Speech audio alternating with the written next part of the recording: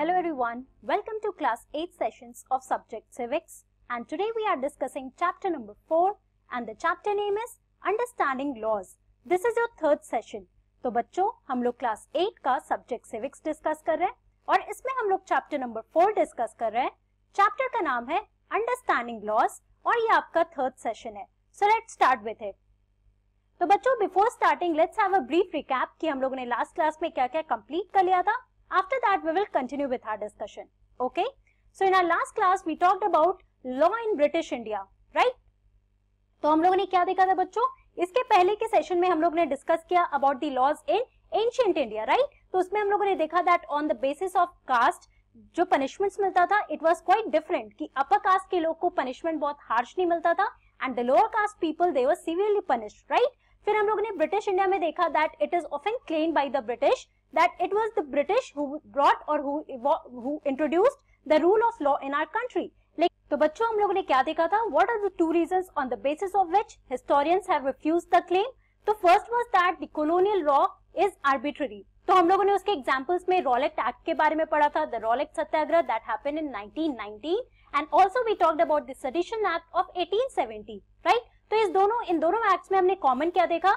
That Indians, all the Indians who are criticizing and protesting against the British government, so they were arrested without any proper or fair trial, right? उनको कोई trial नहीं दिया जा रहा था, उनको अपनी, Indians were not given a chance to prove themselves, and without any proper or fair trial, they were being arrested और इनके ऊपर ये law forcefully किया जा रहा था, right? Also then we saw about the evolution of rule of law, right? तो हमने देखा कि ये सारे arbitrary laws जो थे बच्चों, it was on the basis of this that the Indians they started protesting and they started criticizing the government and also they started demanding for equality कि उनको ऐसे laws चाहिए, ऐसे rule of law चाहिए जिसमें हर एक को equally treat किया जाए, ना कि ऐसे laws दो जिसमें कि उनको forcefully वो सारे laws को practice करना पड़े, right? तो हम लोगों ने ये सारी चीजें हम लोग last class में complete किया.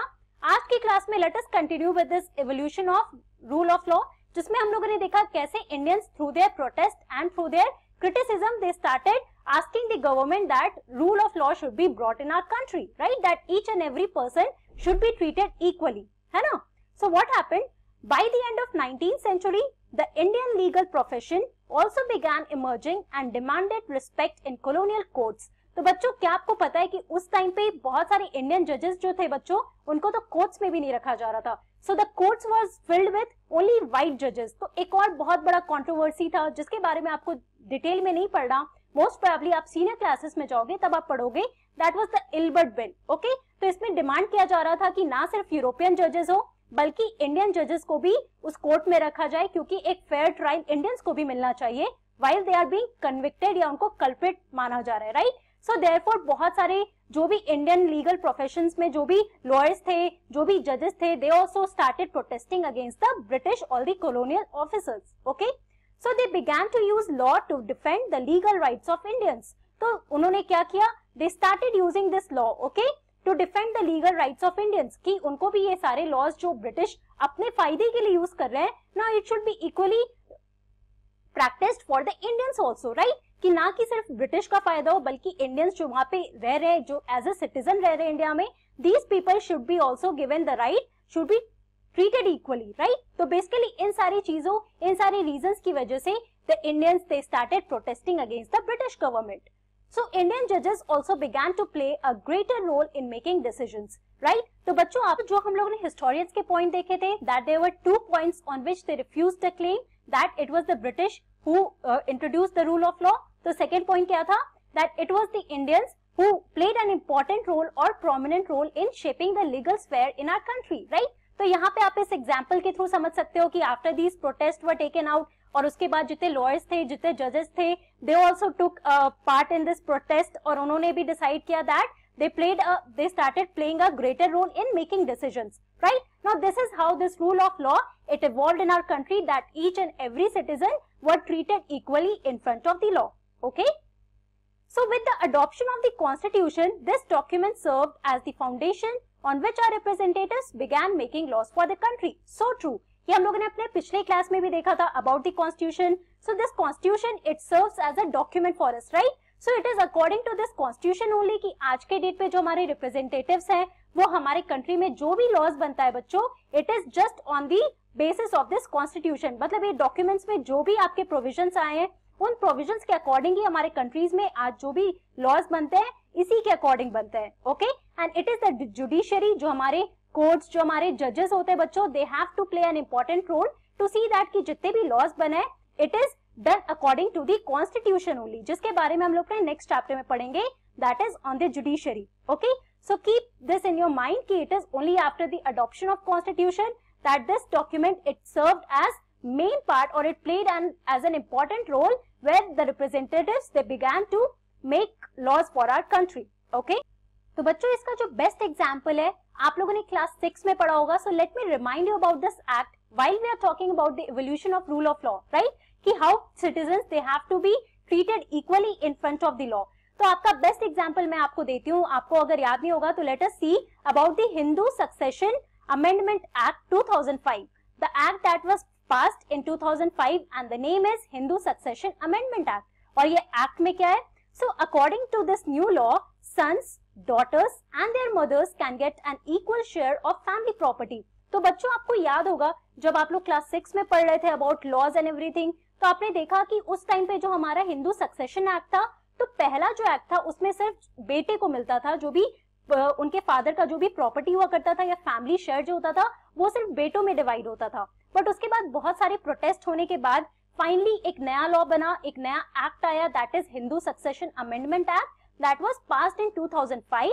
And in this law what happened? According to this law the sons, the daughters and even the mothers, they were given the equal share of family property after the death of father. Okay, तो ये law आपको दिखाता है that how this rule of law it has evolved by time, right? कि पहले एक आप inequality inequality देख रहे होंगे that only sons were given the part of the property and daughters were not allowed to share that family property, right? लेकिन आप देखो इस एक्ट के थ्रू क्या हो रहा है that each and everyone is treated equally, sons हो या daughters हो या mothers, so each of them they are given equal share of property. Okay, तो ये आप लोगों ने क्लास 6 में भी पढ़ा है. It's just to remind you कि कैसे rule of law it has been applied here. Okay, अब बच्चों हम अपना नेक्स्ट टॉपिक कवर करते हैं, that is how do new laws come about. मतलब ये जो नए लॉज बनते हैं होता कैसे है. तो आपको याद होगा जब आप लोग अपना प्रीवियस चैप्टर पढ़ रहे थे द पार्लियामेंट, उसमें आप लोगों ने ये सारे प्रोसेस के बारे में पढ़ा, ये पूरा प्रोसीजर देखा था.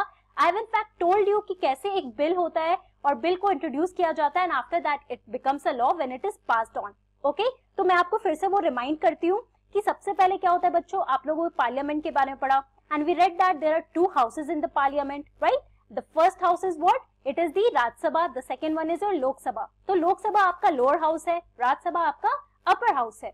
तो कोई भी एक बिल इंट्रोड्यूस किया जाता है keeping in mind the demands of people, right? क्योंकि they are elected by the people, मतलब जो हमारे रिप्रेजेंटेटिव्स होते हैं, जो हमारे एमपीज हैं, that is the member of parliament, the people who are sitting there.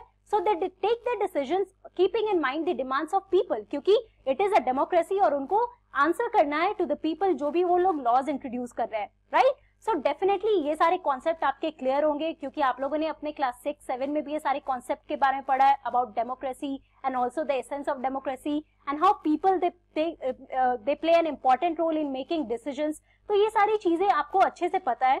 तो let us now see that कैसे कोई एक नया लॉ बनता है. ओके, तो फर्स्ट ऑफ ऑल किया जाता है in Lok Sabha and after that ये लोकसभा से जब बिल पास किया जाता है so after that it is sent to Rajya Sabha. अब राज्यसभा में इस बिल को फिर से पेश किया जाता है और अगर मान लो राज्यसभा ने भी इस बिल को पास कर दिया है तो finally it goes to the president और after that the president he has to give assent to that bill और उसके बाद फाइनली जब प्रेसिडेंट ने भी ओके कर दिया उस बिल को it then becomes the law. Okay, अब ये जुडिशरी का काम होता है देखने का that all these laws जो भी पास किए गए हैं so it is done according to our constitution, कि हमारे कॉन्स्टिट्यूशन में जितने भी प्रोविजंस आए हैं उनके अकॉर्डिंग ही ये सारे लॉज बनते हैं.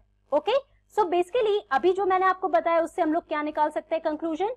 So the parliament has an important role in making laws. तो आप लोगों ने पिछले चैप्टर में ही पढ़ा था that parliament is the law making body, right? So obviously we can say that it has an important role in making the laws. Okay? अब आप लोगों को मैंने प्रोसीजर भी बताया कि कैसे एक बिल को पहले पास किया जाता है and this bill when it is passed in both the houses, फिर ये प्रेसिडेंट के पास जाता है और प्रेसिडेंट ने अगर इसे पास कर दिया तो फाइनली एक लॉ बनता है। ओके, इसका आप डिटेल प्रोसीजर अपने सीनियर क्लासेस में पढ़ोगे, बट यहाँ पे शॉर्ट में समझने के लिए आपके लिए इतना काफी है। Okay, so there are many ways through which this takes place and it is often different groups in society that raise the need for a particular law.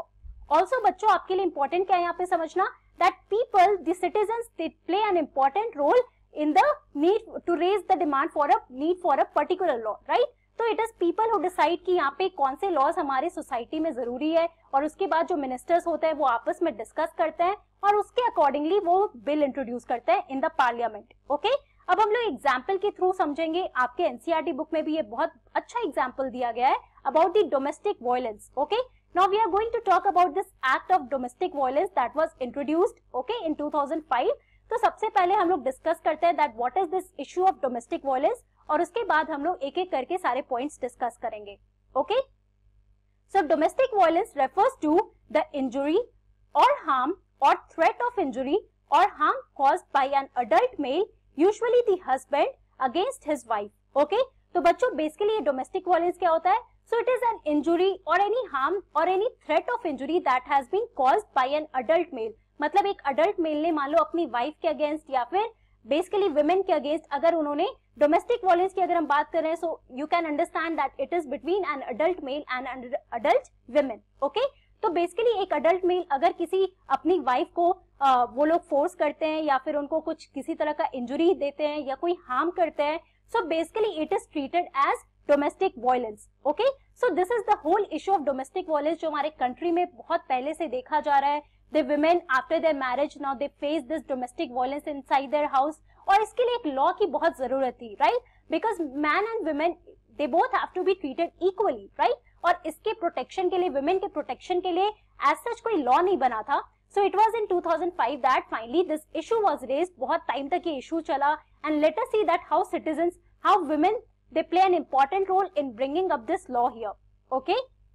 So also let us see that injury may be caused by physical beating up the woman or by emotionally abusing her। तो बच्चों ये injury जो हो सकता है वो physical form में भी हो सकता है कि after beating you know in the form of beating, या फिर इमोशनली अब्यूजिंग हर की कोई अडल्ट मेल जो है अपनी वाइफ को वो लोग अब्यूज कर रहे हैं या फिर उन्हें मार पीट रहे हैं। So it can take both these forms. Okay, so abuse of the women can also include verbal, sexual and economic abuse. तो ये बहुत ही you know this is one important issue क्यों आप लोग क्लास 8 में हो, now you are growing up as an individual, so you should understand all these issues. आप लोग टीवी और न्यूज के थ्रू आप लोगों ने बहुत सारे इश्यूज के बारे में तो पढ़ा होगा कि आज हमारे कंट्री में let's say gender issues, gender inequality बहुत ज्यादा प्रोमिनेंट है।